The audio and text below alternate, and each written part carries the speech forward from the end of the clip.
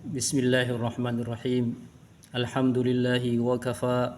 Wassalatu wassalamu ala rasulihi al-mustafa wa ala alihi wa sahbihi al-mujtaba, amma ba'd. Izinkan saya membacakan doa keluar dari toilet atau tempat buang hajat.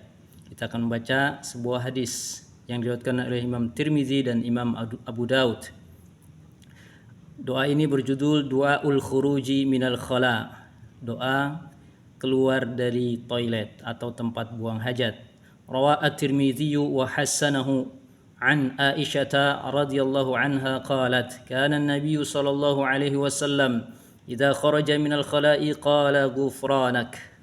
Rawahu at-Tirmidzi wa Abu Daud. Diriwayatkan oleh Imam Tirmidzi dan hadis ini dihasankan olehnya dari Ummul Mukminin Aisyah, semoga Allah meridhoinya, berkata, adalah Nabi sallallahu alaihi wasallam ketika keluar dari toilet atau tempat buang hajat, maka beliau mengatakan, Ghufranaka, aku mohon ampunanmu ya Allah. Apa makna kata-kata asing dalam hadis ini? Ma'anil kalimat, makna-makna kata-kata dalam hadis ini. Kata al-khala'i di sini artinya ay makanu qada'il hajati, yaitu tempat buang hajat. Kata ghufranaka artinya ay as'aluka wa atlubu minka al-maghfirata, yakni aku memohon kepadamu ampunan. Al-makna al-am, apa makna hadis ini secara umum? Al-makna al-am fi hadzal hadisi yu'allimuna an-nabiy sallallahu alaihi wasallam adaban min adabi qada'il hajati wa huwa an naqula ba'da qada'il hajati min baulin aw gha'itin ghufranaka ay as'alukal maghfirata ya rabbi. Makna umum dari hadis ini adalah, dalam hadis ini Nabi SAW mengajarkan kita sebuah adab.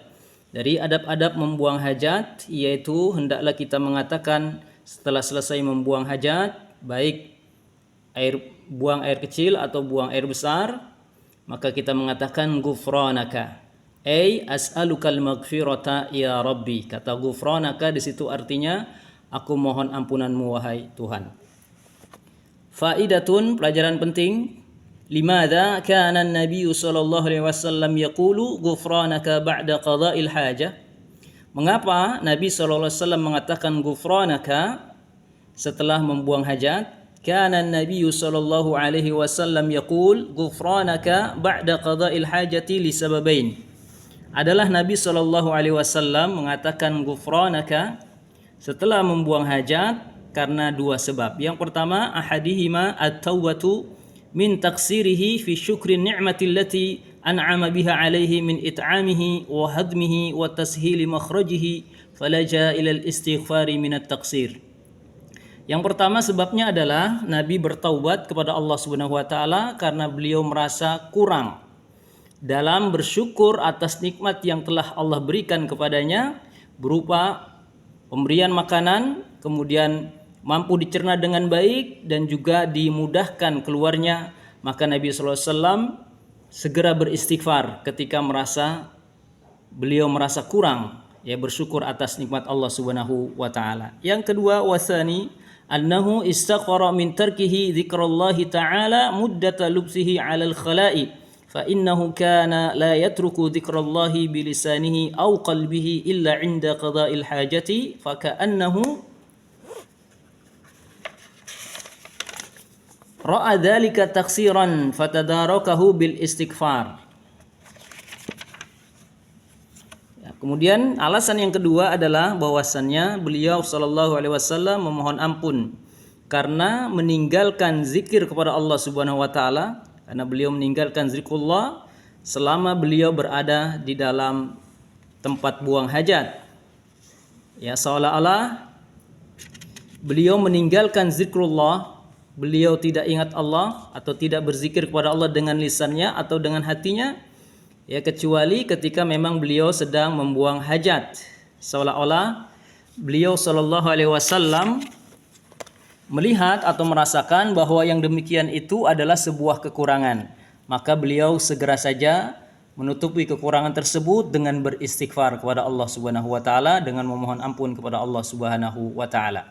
Yang berikutnya, pelajaran yang bisa disimpulkan dari hadis ini, al-fawaidu al-mustanbatatu minal hadis awalan istihbabu qawli ghufranaka 'indal khuruji minal khala.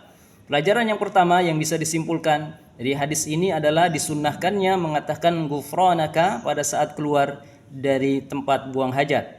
Yang kedua adalah hirsus sahabati radhiyallahu anhum ala naqli kulli aqwali wa af'alin nabi sallallahu alaihi wasallam, yaitu keseriusan para sahabat radhiyallahu anhum untuk menyampaikan setiap perkataan-perkataan dan perbuatan-perbuatan Nabi sallallahu alaihi wasallam. Yang ketiga, lam yatrukin nabiyyu sallallahu alaihi wasallam syai'an min khairai dunya wal akhirati illa dallal ummata alaihi.